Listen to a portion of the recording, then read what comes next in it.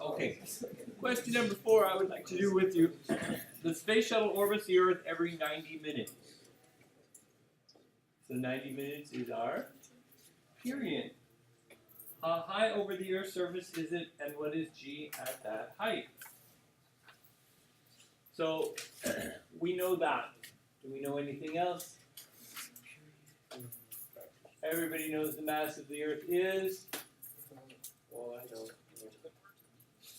You don't have your planet map? No, it's written right there in problem number 3.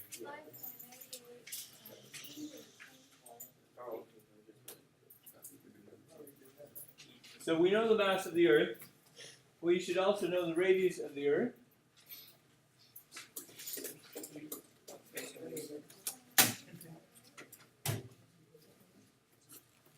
Right? Everybody knows that.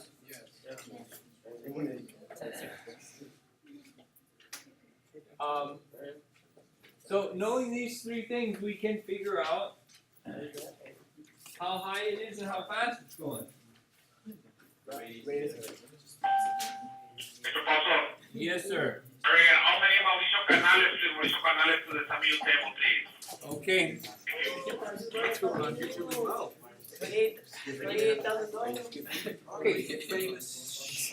Now, the problem is if we're out here orbiting somewhere and we want to know what this distance is, we have to know what that distance is to be able to find stuff. Yeah. But we don't really. We know that, of course, the centrifugal acceleration is being provided by gravity. Right? So gravity's acceleration is providing the centripetal acceleration. And if I have period, then I know the centripetal acceleration formula is going to be 4 pi squared r over t squared. And I know that my g prime formula, because I don't know what g is, because I'm not right at the Earth's surface where it would be 9.81. I'm somewhere higher, so it's going to be somewhere lower. I know the g prime formula, of course, is g times the mass of the Earth over the Earth's radius. Where?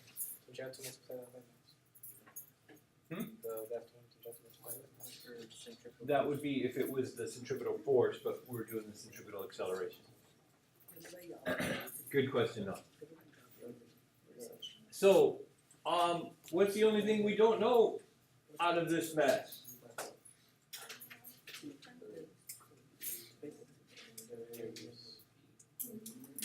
Yeah, we know what t is, we know what m is, we know what g is, we know what the radius of the Earth is. That's just this section. So I can't use this in there because I have to use the bigger radius that I don't know. So that's the one thing I don't know. The only thing I don't know is that. So I'm going to bring the r up here. And if we have 2 of them down here and I bring them up next to this one, this will turn into r cubed. And then I'm going to take the 4 and the pi squared and I'm going to bring them back down here. And then I'm going to take the t squared and I'm going to bring it up there.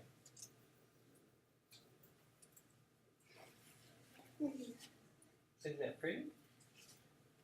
So of course I know g is 6.67 exponent negative 11.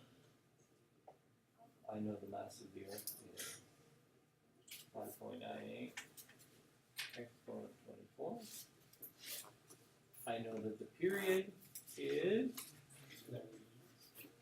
what is the period? 90 minutes, but when I plug in here, it should be in seconds. So how do I change that to seconds? 90 times 60 is 5,400. And then of course 4 is just 4, and pi is just pi. Which is squared, and then that equals r cubed, so I'm going to have to cube root that thing. So if you're using the yellow calculators, if you hit the math button, one of your choices there will be cube root. And then you do everything under there in parentheses. Or you can do that first, and then you can your answer. Yes, sir. Explain again why you use that formula like the period one. Isn't that the centripetal force formula? That was the centripetal acceleration formula. And what was causing this to have a centripetal acceleration was the acceleration due to gravity. So that's why we set them equal to each other.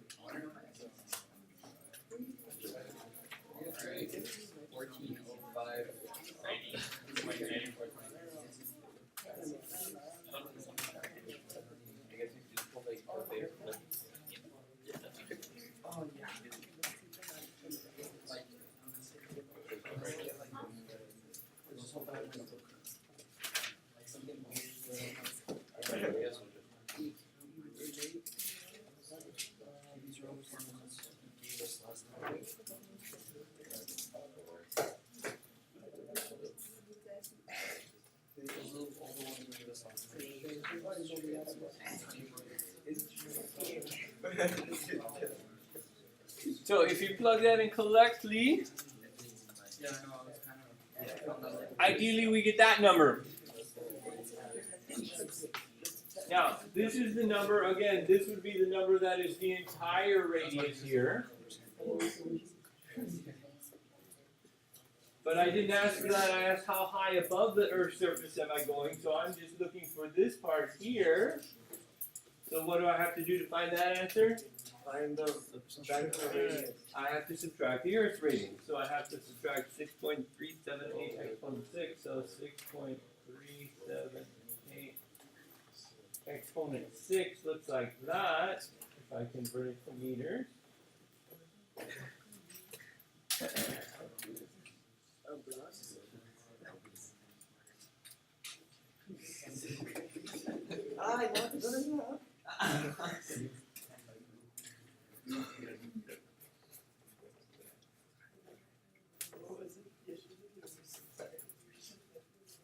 So that's 276 kilometers up. Now that seems like a fairly big distance, but really that's about the distance from here to San Antonio. Dun, dun, dun. So most people think of being up in orbit, out in space, as being farther than San Antonio. Well, it is really farther. I mean, it's up. Yeah, it does. Yeah, it's up. I When would certainly hate to fall astronauts from go that to distance. space, do they pass by Jesus? But Yeah, it's far as you think. now we asked what is G at that height. So we also, the second question was what is G at that height? So of course the G formula is just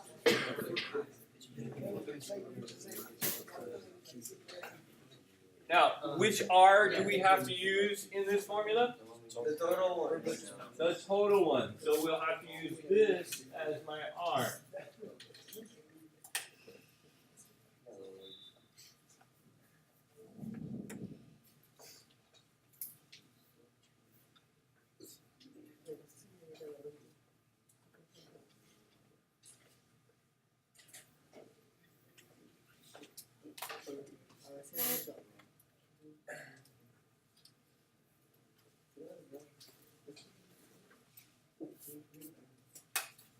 And so that should give us our acceleration due to gravity.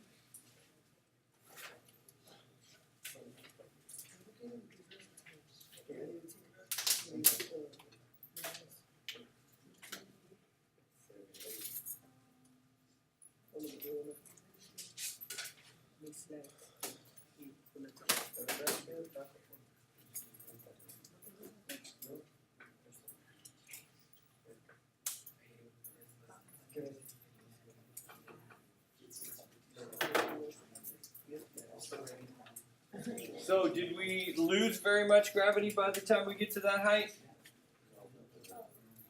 Not really. If we compare gravity at that height to gravity at sea level, that gives us a little conversion factor.